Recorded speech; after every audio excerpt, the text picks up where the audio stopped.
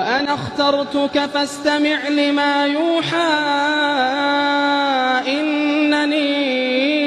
أنا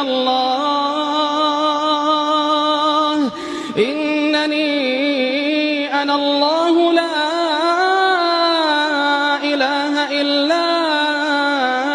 أنا